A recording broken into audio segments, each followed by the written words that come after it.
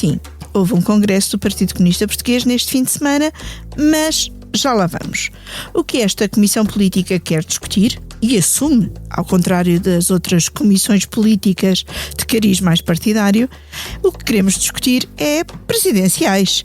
Essas eleições que só vão acontecer em janeiro de 2026, mas que animam há vários meses a discussão política. Esta segunda-feira, ficámos a saber que o almirante Gouveia e Melo fica livre já no fim do mês, acelerando o calendário da mais falada candidatura a Belém. E também, ao que parece a mais contestada, a começar pelo atual ocupante do cargo. Este sábado, Marcelo Rebelo de Sousa lembrou a importância de Soares como o primeiro presidente civil e ainda que, sem nomear Gouveia e Melo, atirou a memória do ex-presidente contra o candidato a presidente. A soberania popular não é apenas uma inscrição na Constituição.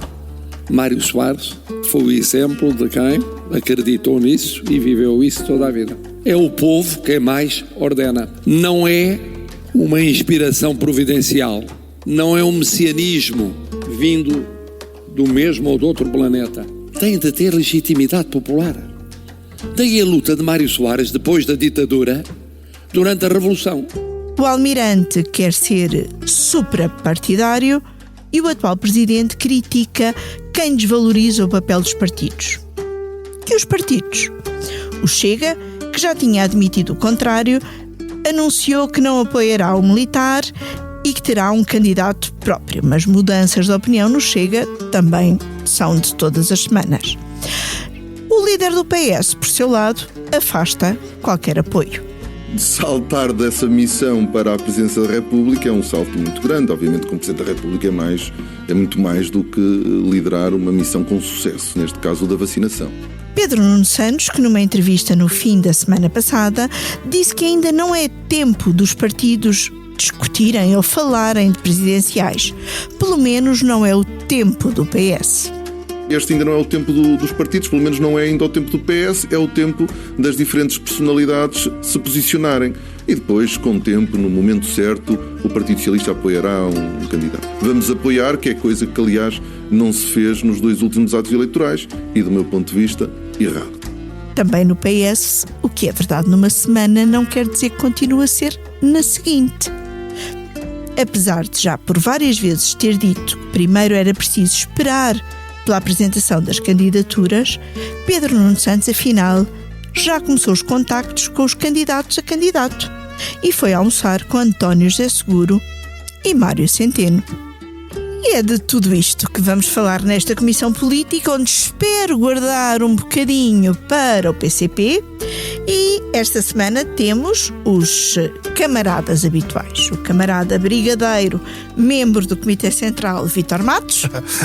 Olá, Political Junkies. O camarada, membro do secretariado do Comitê Central, David Inês. Eu sou isso. És. Olá. E o camarada João Pedro Henriques, que apesar das barbas brancas, ainda não tem idade para fazer parte da Comissão Central de Controlo de Quadros, onde a média etária é de apenas 75 anos. Estou lá quase. O membro mais novo tem 67. Para controlar é preciso experiência, não é? Claro, No mínimo. para controlar e disciplinar. Subscrever o Expresso é ter acesso à melhor informação, a uma vasta oferta de conteúdos exclusivos e à opinião de referência. Subscrever o Expresso é tornar-se membro do nosso clube, poder ser voz ativa de uma comunidade informada e beneficiar de vantagens exclusivas. Subscreva o Expresso em expresso.pt/digital. Expresso. Liberdade para pensar. João Pedro, deixa-me começar por ti. Tivemos na Revista do Expresso esta semana um artigo de Augusto Santos Silva a definir o panorama ou o perfil presidencial que o país precisa. Soubemos esta segunda-feira que Pedro Nuno Santos já almoçou com António José Seguro e Mário Centeno. Será que as presidenciais no PS, como boa parte do que se decide em Portugal, vão decidir-se à mesa? É provável. A ideia que eu tinha, mas como tu disseste, o Pedro Nuno Santos anda aos zigue-zagues nesta matéria. Como andou no orçamento. Porque a ideia que eu tinha, e era estabelecida a partir de conversas com fontes de direito, digamos assim, era de que ele não tencionava falar com os candidatos e que aguardaria que os putativos candidatos socialistas se sedimentassem nas sondagens nas próximas semanas, nos próximos meses, para depois fazer uma escolha. Entretanto, aquilo começou a brotar. Entretanto, foram brotando cada vez mais candidatos. Decidiu que era de almoçar com António José Seguro e com Mário Centeno. Julgo que também conversará com António Vitorino. Não sei se as sondagens lhe dizem que deve almoçar ou não deve almoçar com Augusto Santos Silva, porque parece-me que são almoços também ditados pela popularidade dos candidatos. E se calhar até pelas pressões da sua própria direção. E no fundo, talvez ele esteja a tentar remendar um problema que ele próprio criou quando foi a pessoa que se lembrou de inventar e de pôr no espaço público o nome de António José Seguro, que é um nome complicado do ponto de vista do PS. Vamos lá ver, o Pedro Nuno Santos ganhou as diretas há um ano, exatamente, com 60% mais ou menos, contra 40% para José Luís Carneiro. Eu acredito pessoalmente que esses 40% de José Luís Carneiro ainda são muito o que resta do segurismo dentro do Partido Socialista. E portanto, o segurismo não é uma força de todo despicienta dentro do PS, mas provoca vários problemas, nomeadamente partir a direção toda. A direção toda, não há uma única voz que apoie António José Seguro, e portanto, se calhar este almoço foi para Pedro Nuno Santos dizer ao António José Seguro que não teria o apoio dele. Se calhar foi um almoço um pouco indigesto. Quanto a Augusto Santos Silva e ao artigo no Expresso, basicamente o que é um artigo escrito para definir um perfil pela negativa, de certa forma, porque diz que o candidato já não é o perfil do atual presidente. Não, diz que o candidato, o que eu saliento mais é que o candidato tem que ter experiência política. Obviamente que o Almirante Gouveia Melo não encaixa nisso. Também diz que não pode ser o perfil de um homem providencial, o que encaixa no perfil do Almirante, e portanto foi basicamente um artigo para dizer que ele próprio, Augusto Santos Silva, tem perfil para ser candidato presidencial e o Almirante não tem. Não, eu acho que é ele e Vitorino. Deixa-me ir. Encaixa completamente naquele perfil. E o António José Seguro também. Quer dizer, não, porque não tem a carreira política internacional, exatamente. Mas ao mesmo tempo. Mas tem carreira política internacional. Sim. É um artigo em que eu acho. É difícil lembrarmos disso. É um artigo, não passa nos por último, para concluir, é um artigo que eu acho que Augusto Santos Silva falha numa parte que é: há um poder maior que os outros todos que o Presidente tem, que é o Presidente dissolver a Assembleia, convocar eleições antecipadas, e ele não diz em nenhum momento em que circunstâncias é que esse poder pode ou deve ser exercido, ou quando é que não pode ser exercido. Ou seja, ele não se sujeita a nenhum teste prático do exercício das funções. Usar a admissão ou dissolução com parcimónia. Pois claro. Quais são os critérios da parcimónia? Não é a bruta, portanto, ele não parcimónia. explica, por exemplo, como é que um Presidente exerce o mandato havendo uma maioria de sinal oposto na Assembleia da República. Deixa-me ir ali ao David. E portanto, David, o artigo é tão importante pelo que diz como pelo que não diz. Quem é que cabe no perfil definido por Santos Silva? O próprio? Vamos lá ver.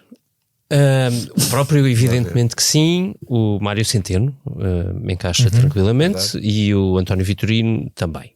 E todos os outros não.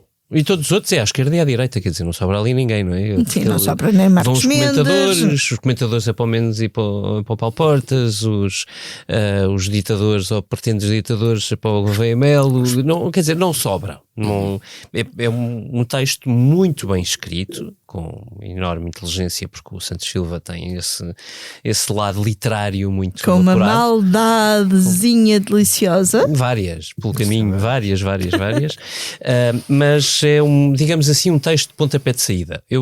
Parece-me, quer dizer, tenho que adivinhar, porque eu não falei com o autor do texto, portanto não consigo fazer senão exercícios de adivinhação. Diria que ele ainda não se auto-excluiu, mas que desde que a coisa encaixe naquele perfil, ele estará disposto a estar lá. Isto significa, de resto, se me permitem fazer a leitura do que está por trás do artigo, um aviso para o líder do Partido Socialista, que é, isto não é a Lagardère, digamos assim, quer dizer, o PS não pode chegar aqui e apoiar qualquer um. Não é à vontade, não é à vontadinha. Isso. E eu permito-me juntar a este pré-requisito que o Augusto Santos Silva deixa no ensaio, mais 2 que o líder do PS tem de preencher nos próximos meses. O primeiro é, partindo do pressuposto que ele disse e cumprirá que o Partido Socialista desta vez vai mesmo apoiar alguém, vai entregar o seu apoio a alguém.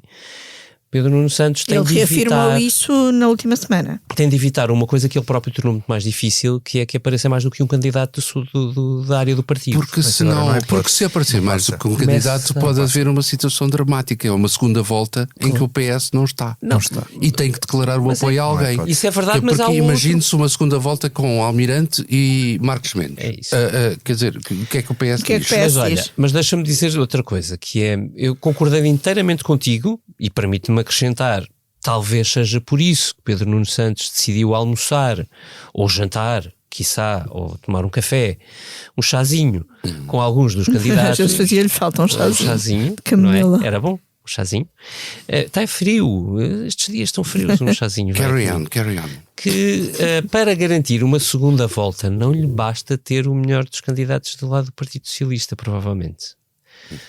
Ou seja, ele tem de olhar para o candidato que possa cumprir bem uma entrada também em algum eleitorado de centro-direita ou garantir que o Bloco de Esquerda ou o PCP consigam, de certa forma, deitar a toalha ao chão antes de a primeira volta se realizar.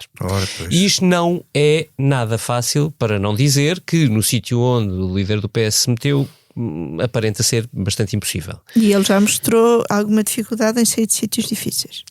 Pronto, eu não iria por aí porque eu tenho enorme fé na capacidade humana e acho que a política é o lugar dos sítios impossíveis. Agora, é muito difícil e ainda bem que ele atalhou o caminho e se pôs a almoçar.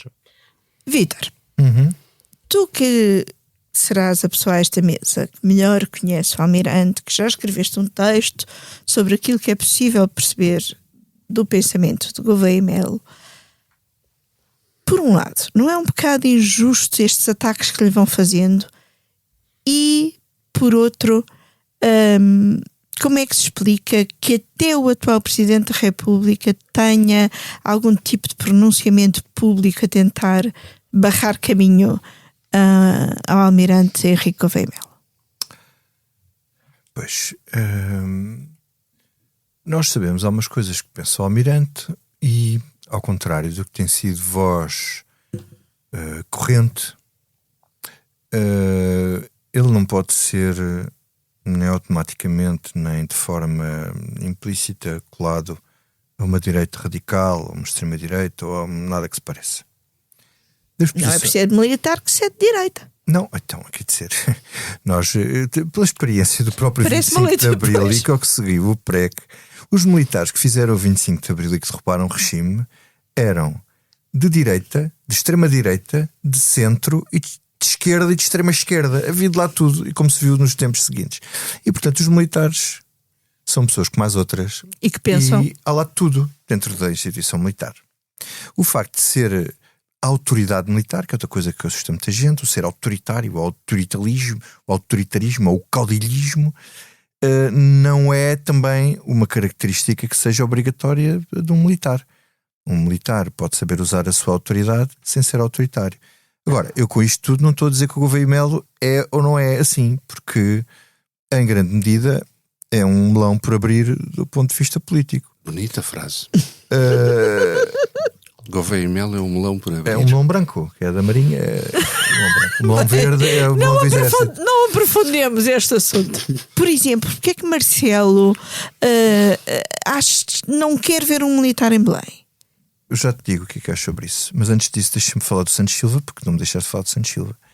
Podíamos sempre lá voltar mais daqui a bocado. Ele disse uma coisa, que é: o egocentrismo e os caudilhismos são impedimentos inultrapassáveis. E, portanto, ele parte aqui do pressuposto que o Almirante é assim um bocadinho egocêntrico. Se nós acharmos que ele está a falar do Almirante e não de Marcelo Rebelo de Sousa, E não de si próprio também. Estará a falar dos dois. Não sei se estará a falar de si próprio, porque, como se diz, não Ou é? de outros candidatos. Juízes em causa própria e tal e tal. E quanto aos caudilhismos, normalmente os caudilhos são militares e, portanto, isso está-se a falar do Almirante. E juntando a isto,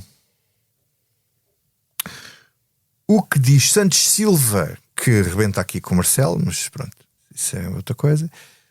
Há aqui um ponto de contacto entre o que disse Marcelo e o que escreveu Santos Silva. Marcelo contra os messianismos e aqueles que são contra os partidos, que não querem apoio dos partidos, e o Santos Silva contra quem se reclama ser a voz do povo, contra os políticos, como se fosse assim um anjo vingador da pureza contra a suposta degradação da vida pública. Já se percebeu para onde é que isto está a ser falado. Se isto encaixa ou não no perfil de Gouveia e Melo é uma coisa que estamos para descobrir. Há aqui dois aspectos. Um é o que o Almirante representa simbolicamente e outra coisa é aquilo que ele pensa e que ele defende. O que ele representa do ponto de vista simbólico é só o facto dele aparecer, não preciso dizer nada, só o facto dele aparecer, as pessoas projetam nele a ideia do antipolítico ou do não político, ou de um homem que eu não lhe vou chamar providencial, mas que dá mais confiança e fora dos partidos, o que fez o Marcelo também vir defender os partidos. Porque os partidos têm neste momento, depois pode falar sobre isso. Agora, portanto, ele só por aparecer tem este simbolismo. Não quer dizer que ele venha a defender isso. E eu creio que ele irá apontar alguns problemas aos partidos, que acho que é o que toda a gente aponta, inclusive as pessoas dentro dos próprios partidos, e que de certa forma, se calhar, se os partidos estivessem mais atentos ao que é o seu funcionamento, sobretudo interno, bom, se calhar o peso dos populismos hoje era diferente. E outra coisa, que é a linguagem que os políticos usam. E eu acho que isso é muito importante e é uma coisa que as pessoas esquecem. Os políticos não são puras vegetais que, agora, em nome dos populismos, não podemos apontar críticas nem os defeitos que o sistema foi gerando em si próprio e que agora está em refluxo. Quer dizer, se calhar devia ser refletir um bocadinho sobre isso. Outra coisa, Marcelo, refluxo, que aliás foi uma palavra usada por Marcelo no 25 de novembro. Deixa-me só falar de Marcelo, porque é que eu acho que ele tem, porque é que eu acho que ele tem essa questão. Acho que ele tem uma questão pessoal com o Almirante, que vem do tempo das vacinas. Uma ciumeira. Eventualmente, sim. Outra que tem a ver com a nomeação dele para chefe de Estado-Maior da Armada, que não foi tranquila nem pacífica, nem com o anterior governo, nem bem gerida com o anterior governo. E uma terceira que eu acho que é mais profunda e que tem a ver com o facto de, eventualmente, isto é especulação da minha parte, assim, uma psicologia, uma espécie de psicologia política, que ele também gostava de fazer, por isso ele não me levará a mal de fazer também, que é a família dele não gostava especialmente do Almirante Américo Tomás e o pai Baltazar Rebelo de Sousa ainda andou a tentar mover influências para o Almirante não se candidatar na última candidatura. Portanto, é uma questão familiar contra almirantes. Não, ele não gostava de ver um militar, um homem como Marcelo Rebelo de Sousa, que ainda por cima não gostava de ver um militar outra vez em Belém, e percebendo ele que aquilo exige uma capacidade de conhecimento profundo do que é o jogo político, que às vezes a rigidez do pensamento de um militar, eu não quero aqui generalizar porque eu não gosto de generalizar estas coisas, a rigidez de pensamento de um militar que pensa, o Marcelo também pensa a regra esquadro, mas depois tem flexibilidade para se adaptar a cada cenário que ele traça com esses limites, não é? E ele provavelmente não acha que seja bom ter alguém que não tenha essa experiência do mundo político e da vida política, e alguma ingenuidade se calhar associada a isso.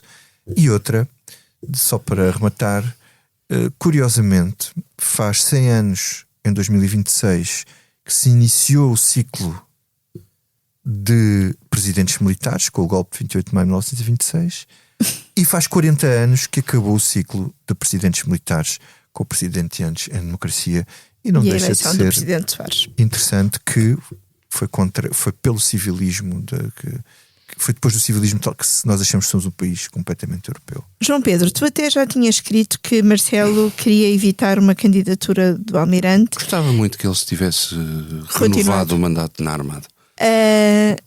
Este fim de semana o presidente, ainda que sem nomear, veio no fundo assumir isso. É normal que os presidentes tenham assim uma preocupação com quem lhes vai suceder, quase como se o sucessor fizesse parte da avaliação do mandato. Claro, acho que sim. E se Marcelo olhar para a presidência da República e ver o seu sítio, o seu palácio agora ocupado por alguém que ele acha que representa o populismo nacional, ou que dá representação ao populismo nacional na mais alta figura do Estado, não é? Ele não gostará disso, até porque ele passou o tempo todo durante o seu mandato a fazer discursos contra o populismo. Eu recordo, por exemplo, que se não me engano, na sessão do 25 de novembro, o Presidente da República, Marcelo Rebelo de Sousa, fez questão de dizer que o 25 de abril só se completou, na verdade, em 7 anos depois, em 1982, na revisão constitucional que civilizou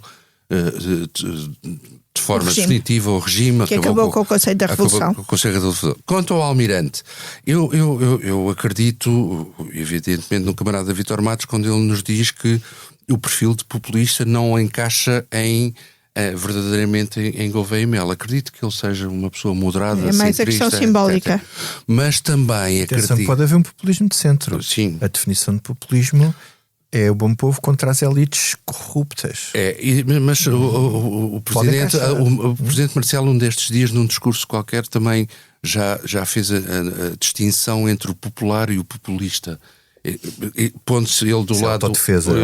Pondo-se ele do lado do popularucho mas gostava só de acrescentar que, mesmo que o Almirante não seja populista de facto, eu não estou a conseguir imaginar que ele vá fazer campanha contra o seu próprio eleitorado. E, portanto, se em potência ele absorve o eleitorado todo, por exemplo, que está no Chega, eu não estou a ver que o Almirante vai enxutar esse eleitorado. Mas é também digamos que um dilema fácil de resolver para o Almirante. Basta-lhe dizer e afirmar, digamos assim, entusiasticamente, que ele não vai falar com o Chega, mas vai falar com o eleitorado do Chega, porque fala com o eleitorado todo. Sim, isso todos devem falar para todo o eleitorado, porque sim, todos mas pode estabelecer uma nuance entre não falar com o partido, mas falar com o eleitorado. Queria aqui virar um bocadinho para outro candidato a candidato, Mário Centeno, que veio fazer avisos ao governo esta sexta-feira. O primeiro-ministro respondeu-lhe. Mário Centeno, como governador do Banco de Portugal, avisou que podemos caminhar para déficit devido ao aumento da despesa fixa. Luís Montenegro disse que Centeno está em contramão, e até Marcelo comentou Centeno, dizendo... Quando era ministro, o atual governador Mário Centeno foi sempre, em matéria de finanças, muito exigente e muito ortodoxo. Portanto, não muda. Naquela idade já não muda. David, o que é que achaste da intervenção de Mário Centeno? Até que ponto a figura de governador e o aviso que lança é prejudicada por Mário Centeno já ter uma imagem de protocandidato presidencial, ou o aviso também tem a ver com essa vontade de candidatura, ou estou aqui a misturar demasiadas coisas? Primeiro ponto, Mário Centeno tem razão ou não tem no alerta que fez? Tem ou não tem razão? Tem. E eu vou explicar muito brevemente porquê, serei mesmo breve. Eles fazem contas de maneiras diferentes, ou seja, olhando para a despesa com pessoal, para funcionários públicos, vamos lá ver, e para pensionistas. As contas do governo dão um número mais baixo nas duas rubricas do que as do Mário Centeno. Eu vou dar isso de barato. Mas a verdade é que o governo, que não tinha no orçamento do Estado grande margem para, pelo menos inscrita, para outras negociações na administração pública, continua sistematicamente a ser arrastado para novas negociações. E não tem força política para resistir a nenhuma. Acabou de fechar com os técnicos do INEM, por ordem das circunstâncias, coisa que não queria. Há negociações previstas com os médicos, foram empurradas para o próximo ano. Com os bombeiros, e sabemos a pressão que vai ser feita sobre isso, com a GNR, e eu podia dar vários outros exemplos, e isto representa um risco evidente para as contas públicas nos próximos anos, para não dizer nas pensões que um governo que achava que não dava para aumentar em permanente a despesa com os pensionistas no Orçamento de Estado, que acabou por ser viabilizado com essa rúbrica imposta pelo PS e pelo Chega, continua a dizer que ainda assim lá para agosto é capaz de meter outro aumento extraordinário para os pensionistas. Portanto, isto é de malucos, e a conjuntura política vai empurrar o governo para esse risco, e o governo parece muito disposto a segui-lo. Portanto, ele tem razão. O segundo ponto é, isto é medido. Mário Centeno continua a falar para o seu público-alvo. Portanto, há um elemento de posicionamento, claro, que foi o que lhe entregou o título de Ministro das Finanças mais popular das últimas 2 décadas. E, portanto, reparem, e volto ao ponto, e que contribuiu para a sua carreira internacional, incluindo no Eurogrupo. Sendo que o professor Marcelo trata um retrato do Mário Centeno, que o Mário Centeno agradece para efeito das suas candidaturas, da sua candidatura presidencial. Pois agradece, mas eu não sei se é a intenção do Marcelo. Pois. Agora, isto para dizer, eu acho que o Mário Centeno pensou bem na comunicação do erro, ou do risco, tem razão no risco, tem um problema. Ou o Mário Centeno sai no início do ano do Banco de Portugal apresentando a sua demissão a Marcelo e ao Governo, e sairia em alta, ou corre o risco de, quando quiser entrar na corrida, já ter António José Seguro, ou então o Pedro Nuno faz um grande trabalho de contenção de danos que não é muito fácil. Ou António Vitorino. Portanto, nós já escrevemos que uma das hipóteses será Mário Centeno sair em março. Ainda assim, março certo, pode já ser tarde, dado a aceleração que o próprio Almirante imprimiu hoje, não é? Isso tem a ver com uma reunião do BCE que é só no fim do mês. Sendo que o Mário Centeno já disse que gostava de ser reconduzido no cargo e de ser avaliado pelo trabalho que fez. Portanto, quer ter os pés nos dois lados e não é possível. Mas as críticas do governo e do presidente e tudo abrem-lhe um enorme espaço de trabalho para poder apresentar a sua demissão e dizer que quer continuar a ser livre e que se é um impedimento, sai. É muito fácil do ponto de vista político. Eu nem vejo qual é o problema dele dizer eu saio para ser candidato presidencial. Qual é o problema? Aliás, é só assumir que quer. Agora, não pode querer poder ser candidato, mesmo que não venha a ser, e continuar a ser governador do Banco de Portugal. Aliás, só beneficiava. Dito isto, é muito chato ter um ano de campanha eleitoral. Eu vou-vos dizer, o próximo ano vai ser um inferno. Porque nós vamos ter não um presidente, mas 10 presidentes, não é? O de facto de saída e os 7 ou 8 ou 9 que são proto. E primárias, temos umas primárias autárquicas e orçamento presidenciais. E isso. Vamos ter 400, vamos ter 320 candidatos presidenciais. Faz favor. Há aqui um fator muito disruptor, que é o anúncio do Chega. Não sei se me perguntar isso, mas eu agradeço a pergunta na mesma, a oportunidade. E é disruptor, sim. Que é o seguinte, temos um problema, a esquerda tem um problema aqui, que é assim, o fator Almirante baralha tudo. À esquerda e baralha tudo à direita, como o David está a dizer. Se não faças assim, coisa que eu estava a olhar para uma mensagem que é importante que eu estava a receber. Ele está a receber mensagens. É aquelas que o Luís Montenegro falava naquela célebre intervenção. É que ele dá os jornalistas a receberem mensagens nos telemóveis. Carry on. Ninguém pode dividir, nem à esquerda nem à direita. E portanto, isto vai ser um problema para o PCP e para o Bloco, porque vão estar a beneficiar alguma candidatura, ou a do Almirante ou a da direita, se não retirarem. Podem apresentar candidaturas tribunícias, no sentido de ir pessoas que vão lá marcar. Vai ser um problema à esquerda, à direita. Antes da primeira volta. E com um problema adicional é que os putativos candidatos do PS não são propriamente candidatos possam ser bem vistos pelo Bloco ou pelo PC ou pelos eleitorados, que nem Centeno, nem apesar da geringonça, nem Santos Silva, nem muito menos António Vitorino, todos vendidos a grandes interesses e ao capitalismo e ao militarismo e ao militarismo americano e tal. E depois o problema aqui à direita. O Chega, inteligentemente, o André Ventura, fez 2 jogadas. Primeira jogada, tentar colar o Almirante ao Chega, criar uma narrativa, são especialistas nisto, sem qualquer adesão à realidade. Eles tentaram colar o Almirante ao Chega. E como ele percebeu que o Almirante não queria nada com o Chega, intuitivamente, ele antes do Almirante sair, antes do Almirante poder dizer coisas, ele cheirou as notícias e percebeu: é melhor a gente, ele e o partido, é melhor a gente escolar já.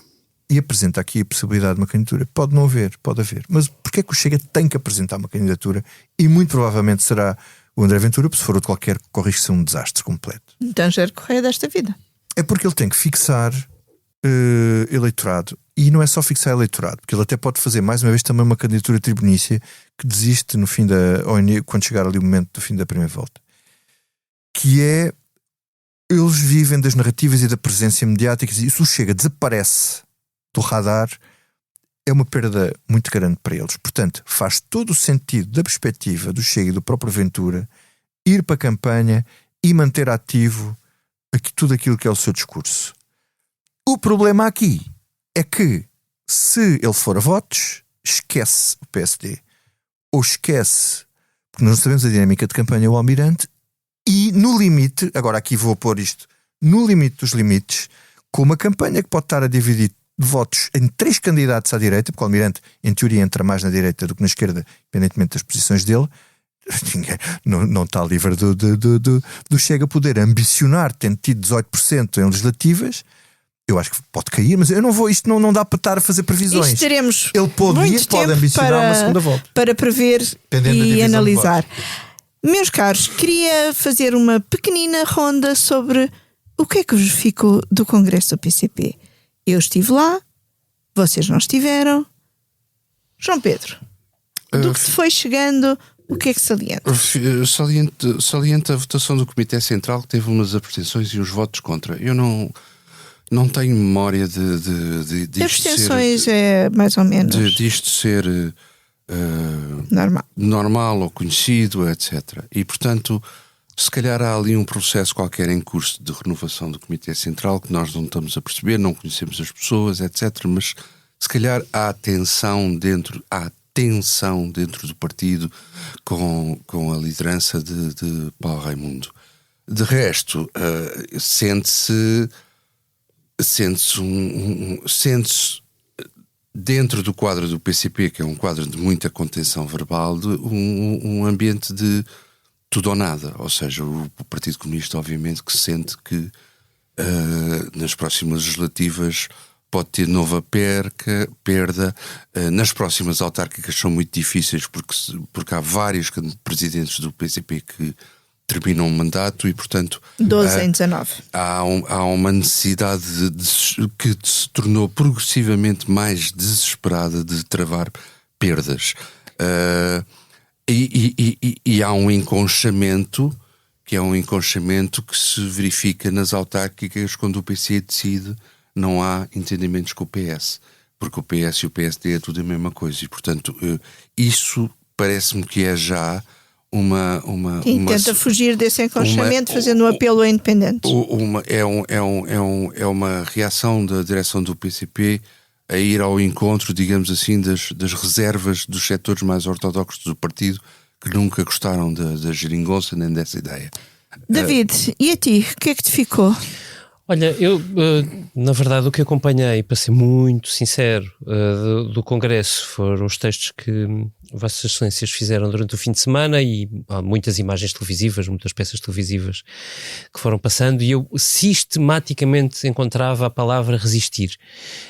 E era quer dizer, todos os discursos, ou houve uma extraordinária cabala de toda a gente de passar só aquela palavra a todos os discursos, ou há qualquer coisa que está naquele subconsciente muito evidente. Provavelmente aquilo que é realmente aquilo que mostra melhor o estado de espírito do PCP é o que disse o Carlos Carvalhas, não no Congresso, mas naquela reportagem da Rádio Renascença com os três ex-secretários-gerais e que nós reproduzíamos de resto na edição, na última sexta-feira no Expresso, que é a ideia de que o Partido Comunista resistirá, sobreviverá, ainda que não tenha representação parlamentar.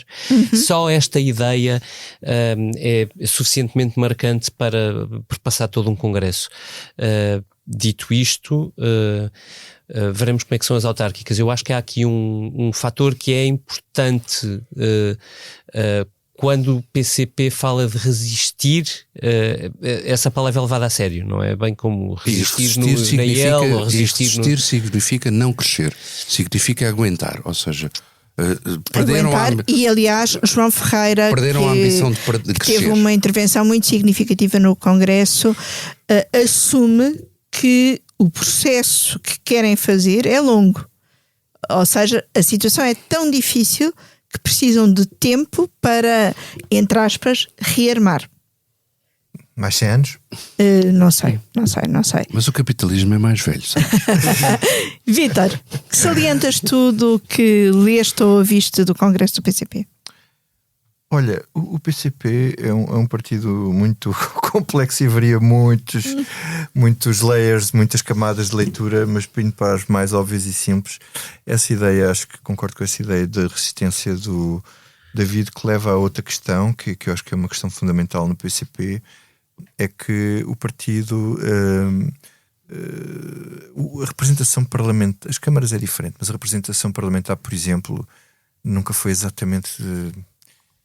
para nós sim que o lidamos. marxismo-leninismo não valoriza a dimensão parlamentar, como bem lembrou Albano Nunes. Sim, a democracia burguesa, e estar ali, quer dizer, onde o PCP mostra a sua força e influência verdadeiramente na sociedade portuguesa, dizemos sempre aquela coisa, enfim, tradicional, de ser os sindicatos, mas não é só. É nos sindicatos, é nas associações de pais, é nas confederações de associações de pais, é nas associações de professores no centro. Eu vou usar esta palavra não no sentido pejorativo, atenção, é como são pessoas que têm um nível de participação na vida pública superior à média das pessoas e muito mais dos outros partidos. Revolucionários profissionais. O Sr. Lenin descreveu isso há muitos anos. São pessoas que entram em tudo o que são, tentam dominar ou controlar ou infiltrar-se, é essa palavra que eu ia dizer, não no sentido pejorativo, em tudo o que são poderes na sociedade portuguesa e terem influência na sociedade portuguesa. E, portanto, a influência do PCP na sociedade portuguesa é muito superior à de 4 deputados. E eu acho que isso, quando eles falam nisso, é preciso estar atento, porque é uma coisa um bocado invisível. Sim, e o tal trabalho de que João Ferreira falava no Congresso e que faz muito parte da estratégia para os próximos 4 anos, é esse trabalho de contacto direto e pessoal, sendo que também se notou, já se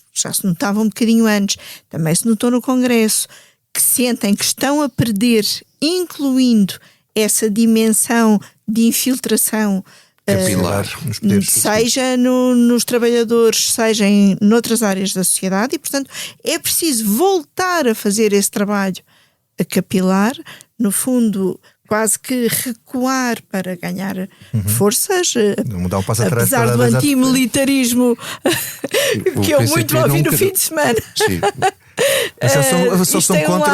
Só são contra o antimilitarismo de um lado, mas não são contra o militarismo do outro. O PCP sempre foi muito pretoriano. E depois o reconhecimento, e para mim a intervenção final de Paulo Raimundo tem essa dimensão de reconhecimento de que já não chegam, precisam de ir buscar fora. É isso que eu tinha, essa parte que eu queria só agora realçar.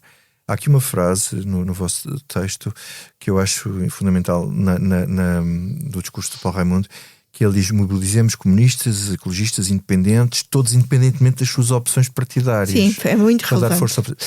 Quando o PCP diz isto, o secretário-geral do partido diz isto,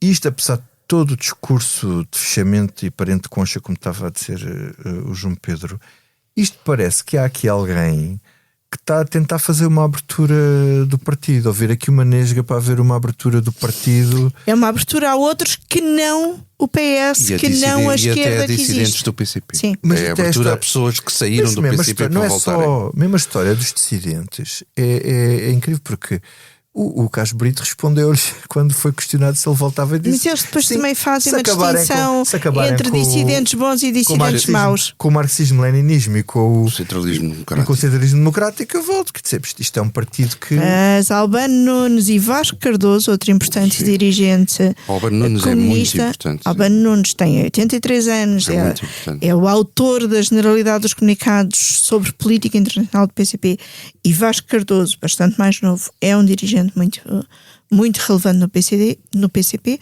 foram à tribuna dizer que não abandonam o marxismo-leninismo. É como se o PCP tivesse dito: não há qualquer abertura ideológica, mas queremos abrir.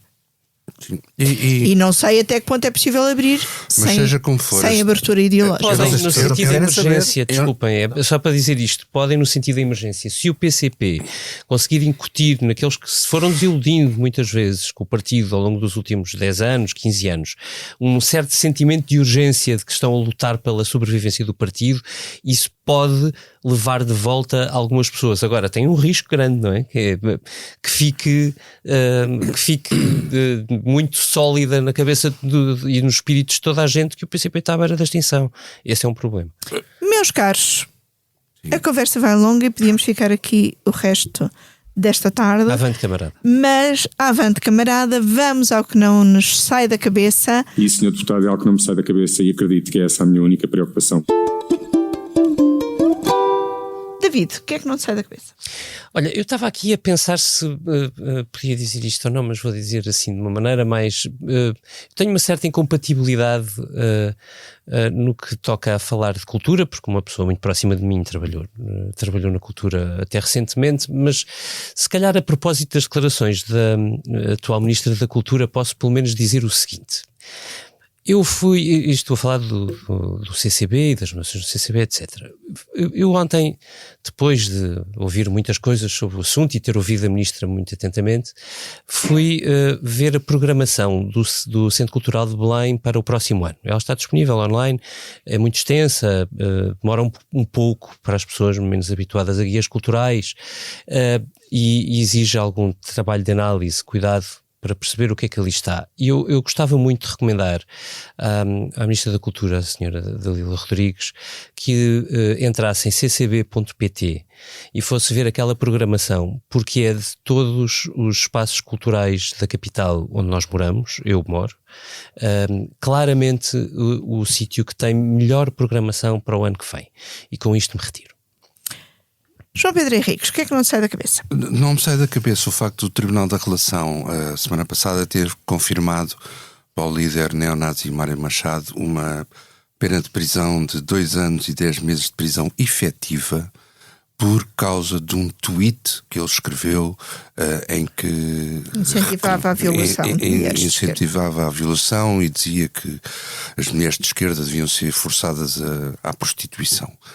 É uma sentença inaudita, 2 anos e 10 meses de prisão efetiva por um crime cometido numa rede social, por uma declaração feita numa rede social, no caso o Twitter.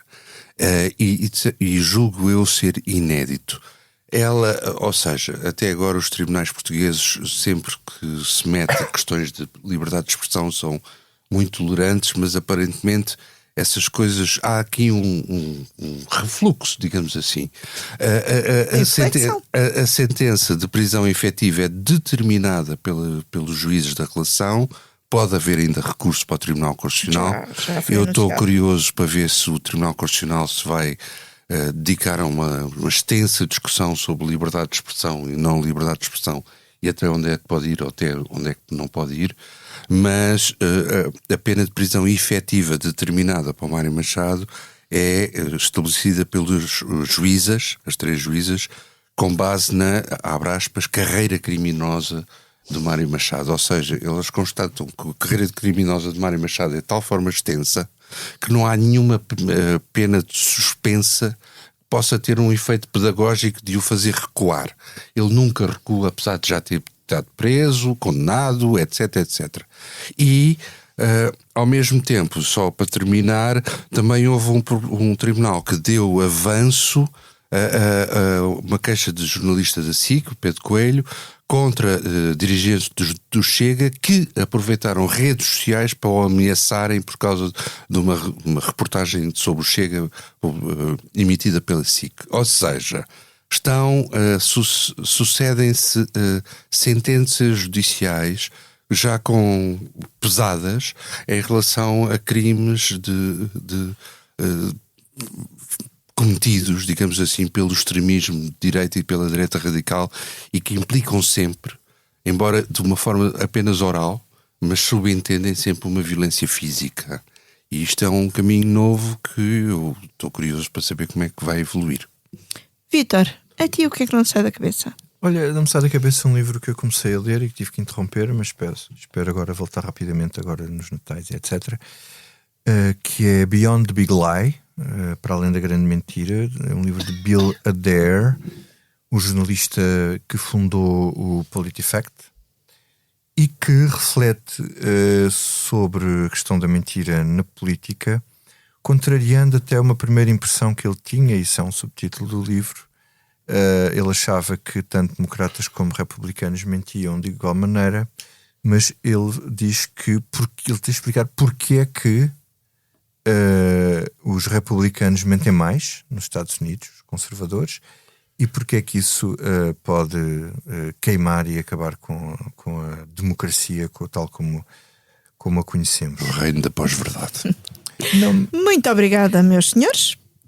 E a mim não me sai ainda dos joelhos o frio que senti em Almada durante o congresso do Partido Comunista Português. Na Sibéria, portanto. Teve muito frio. O pavilhão obviamente não tinha aquecimento, enfim. E também não me sai da cabeça o Avante Camarada Avante, a Internacional. Eu tenho um problema com liturgias, com hinos partidários, seios, dá-me sempre imensa vontade de cantar da esquerda à direita. O hino do CDS também é ótimo e, portanto, no fim dos congressos no fim dos congressos tenho de me conter para isso não é comunismo, não cantar. É comunismo. O partido é comunista. É isso mesmo. O partido é comunista. E para terminar esta comissão política gravada na tarde de segunda-feira, 16 de dezembro, com os cuidados sonoros do João Martins, a ilustração do Carlos Paes, deixo-vos não um hino partidário, mas os votos de um bom Natal.